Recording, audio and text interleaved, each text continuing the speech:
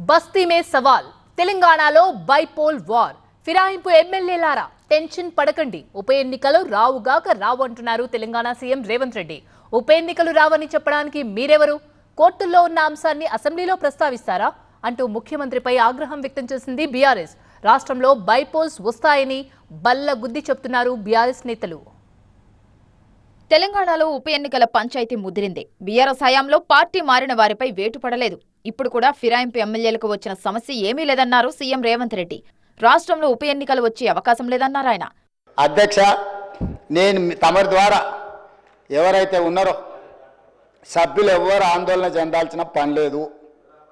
ఏ ఉప ఎన్నికలు రావు వారు వారి వారి ఉప ఎన్నికలు వారు కోరుకున్నా రావు ఎందుకంటే ఒకవేళ వారు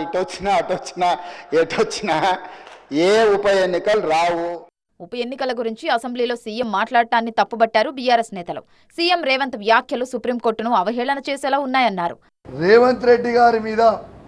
ఖచ్చితంగా ఏప్రిల్ 2వ తారీఖున నేనే పిటిషనర్ని ఖచ్చితంగా జడ్జి గారి ముంగట ఆ వీడియో మేము పెడతాం చట్టసభ బుక్లలో క్లియర్గా ఉంది సబ్ జుడిస్ హైకోర్టులో ఏ మ్యాటర్ ఉన్నా సుప్రీంకోర్టులో ఏ మ్యాటర్ ఉన్నా అసెంబ్లీ లోపల మాట్లాడడానికి వీలు లేదు అనేది చాలా క్లియర్గా ఇవాళ అసెంబ్లీ రూల్స్ బుక్లో ఉంది